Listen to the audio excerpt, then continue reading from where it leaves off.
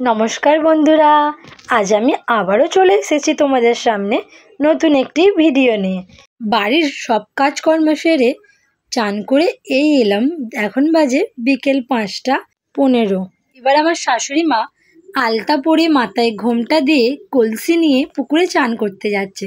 পুকুরে চান করে সেই জল নিয়ে এসেই তারপরে সেই জল দিয়েই ভাত রান্না হবে।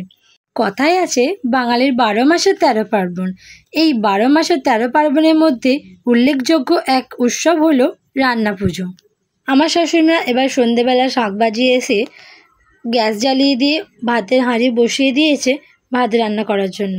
ভাতের হাঁড়ি বসিয়ে দেওয়ার পর এইভাবে প্রণাম করে নিতে হয়। তো চলো আমরাও প্রণাম করে নিলাম। এবার মুসুর ডাল নিয়ে বেছে নিতে হবে যেন এতে কাঁকড় না থাকে। তো চলো বন্ধুরা, ভাতের জলটা গরম হয়ে গেছে। এবার আমার শাশুড়িমা চালটা ধুয়ে এনে ভাতের হাঁড়িতে চালটা তুলে দেবে। তো চলো ভাতটা হতে থাক। এখানে সব সবজিগুলোতে আমি হলুদ আর নুন মাখিয়ে নিই। হলুদটাকে এইভাবে জল দিয়ে একটু গুলে নিতে হবে। গুলে নিয়ে কাদা কাদা কতো করে নিয়ে নুন আর হলুদ সব আনাজগুলোতে মাখিয়ে নিতে হবে। এইভাবে দেখো, এখানে সবজির মধ্যে আছে কাঁচকলা, বেগুন, শসা, পটল, চাল কুমড়ো, চিচিঙে, আলু আর নারকেলকে বরফি বরফি মতো কেটে ভাজা করা হবে। ওলও নেওয়া হয়েছে, ওলটায় নুন হলুদ মাখানো হবে না, কারণ ওলটা সেদ্ধ করা হবে। তো চলো বন্ধুরা, ভাজাভুজি করতে আমার শাশুড়িমা বসে পড়েছে। এখানে হচ্ছে চাল কুমড়ো ভাজা। চাল কুমড়ো আর চিচিঙে ভাজাটা করে ঠাকুরের জন্য আজকে তুলে রেখে দেওয়া হবে। আজকে ওই চাল কুমড়ো আর চিচিঙেটা খাওয়া হবে না। মনসা পুজোরই আরেকটি নাম হলো রান্না পুজো। বন্ধুরা, তোমরা কি জানো এই রান্না পুজোরই আরেকটি নাম কি আছে? অরন্ধন উৎসব। হ্যাঁ, মনসা পুজোরই আরেকটি নাম হলো অরন্ধন উৎসব। আগেকার ঠাম্মা দাদুদের মুখে শুনেছি এই পুজোর নিয়মগুলি নাকি খুব নিখুঁতভাবে পালন করতে হয়, না হলে মা মনসা রুষ্ট হন। তাই যাদের বাড়িতে যেরকম নিয়ম আছে সবাই চেষ্টা করে সঠিকভাবে করার। এই দেখো বন্ধুরা, এটা হচ্ছে খেজুর ডাঁটি। এই ডাঁটিটা দিয়ে ভাত নাড়তে হয়। এই নিয়মটা আমাদের বাড়িতে আছে। তো চলো বন্ধুরা, ভাত হয়ে গেছে। এবার ভাত নামিয়ে ফ্যান গড়িয়ে নিয়ে এই ভাতটি কলা পাতাতে ঢেলে দেওয়া হবে। তো সেদিকে সব ভাজাভুজি করা হচ্ছে। চিচিঙে ভাজা আর আলু ভাজা হচ্ছে এইদিকে। একবার ভাত নামিয়ে নিয়ে আবারও ভাত বসিয়ে এদিকে ওল সেদ্ধ বসিয়ে দেওয়া হয়েছে। কালকে তো আমাদের রান্না হবে না, তাই একবারেই সব রান্না আজকেই করে নিতে হয়। আমাদের পরের দিনকে কোনো রান্না করতে হয় না। আমাদের নিয়ম আছে রান্না পুজোর পরের দিনকে কোনো গরম জিনিস খেতে নেই। যা আগের দিন রান্না হবে সেই রান্নাগুলোকেই পরের দিনকে খেতে হবে। তাই সব রান্নাগুলোই বেশি বেশি করে নিতে হয় আগের দিন আমাদের। চলো, এখানে নারকেল কুড়তে বসে গেছি। এই নারকেলটা কুড়ে নিয়ে নারকেলটা গুড় দিয়ে ভাজা হবে। যেমন নারকেল নাড়ু করা হয়, এটা শুধু নারকেল ছাই করেই ঠাকুরকে দেয়া হবে। যাদের বাড়িতে যেমনভাবে নিয়ম আছে। এখানে বেলে মাছ আর চিংড়ি মাছ নুন হলুদ মাখিয়ে নেওয়া হলো। বেলে মাছ মানে ভোলা মাছ। আমার শ্বশুর বাড়িতে রান্না পুজোতে এই বেলে মাছটি অবশ্যই লাগবে। বেলে মাছটি ছাড়া ঠাকুরকে ভোগ দেয়া অসম্পূর্ণ হয়। এখানে কিছুটা চাল ভিজিয়ে রাখা ছিল, চালটা চাটনিতে দেওয়া হবে বলে।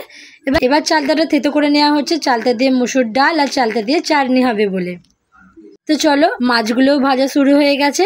অনেক মাছ ভাজতে অনেক সময় লাগবে। জানো তো বন্ধুরা, আমার বাপের বাড়িতেও এই একই রান্নাই আছে, কিন্তু নিয়মগুলো একটু একটু আলাদা আলাদা আছে। এই রান্না পুজোটাকে সবাই বলে বুড়ো রান্না। রাত্রিবেলা বরমশাই দেখলাম আবার ইলিশ মাছ কিনে এনেছে। তো চলো, ইলিশ মাছ ধুয়ে বেছেও নুন হলুদ মাখানো হয়ে গেল। কাতলা মাছগুলো ভেজে নিয়ে এইভাবে লাল লাল ঝাল করতে হয়। এই দেখো বন্ধুরা, এটা হচ্ছে জামিনী লেবু। এর আর একটি নাম হলো গোড়া লেবু। এটাকে সবাই গোড়া লেবু বলেই ডাকে। তো চলো বন্ধুরা, যেই ভাতটা কলা পাতায় ঢালা হয়েছিল সেই ভাতটা ঠাকুরের জন্য আগে বাড়িয়ে রাখতে হবে, তাই হাঁড়িতে তুলে নেওয়া হচ্ছে। হাঁড়িতে তুলে নেওয়ার পর এবার কলসি থেকে জল ঢেলে ভাতটা সমান সমান জল দিয়ে এই লেবুটি রস 2 থেকে 3 ফোঁটা চিপিয়ে দিতে হবে। বেশি দিয়ে দিলে খুব টক টক হয়ে যাবে, তাই অল্প 2-3 ফোঁটা দিলেই হবে। তো চলো বন্ধুরা, আমাদের এখানে সব ভাজাভুজি, মাছের ঝাল, ইলিশ মাছ ভাজা, চালতা দিয়ে ডাল, চালতা দিয়ে চাটনি, নারকেলের ছাই, কাঁচা তেঁতুল দিয়ে টক। কাঁচা তেঁতুল দিয়ে টকটা কালকে বার করা হবে ঠাকুরের জন্য। আজকে আর কাঁচা তেঁতুলের টকটা বার করা হয় না। তো চলো, রান্না বান্না হয়ে গেছে, এবার খাওয়া দাওয়া করা যাক। এখন বাজে 11টা। 11টার মধ্যে আমাদের সব রান্না বান্না কমপ্লিট হয়ে গেছে।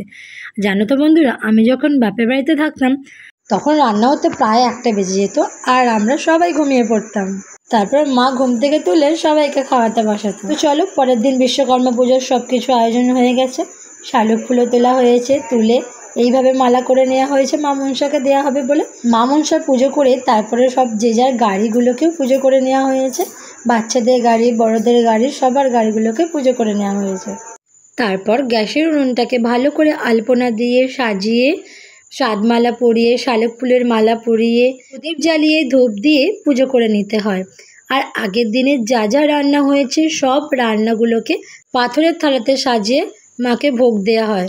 তারপর সেই থালাটা বার করে সেই থালা থেকে ভোগ নিয়ে সবাইকে খেতে দেওয়া হয়। রান্না পুজোতে বাড়িতে অনেক কাজ থাকে, তারই মাঝে মাঝে একটু একটু ভিডিও করে তোমাদেরকে শেয়ার করলাম। এই রান্না পুজো হওয়ার পরই হবে দুর্গা পুজো। এই রান্না পুজোর ভিডিওটা কেমন লাগলো জানিও বন্ধুরা।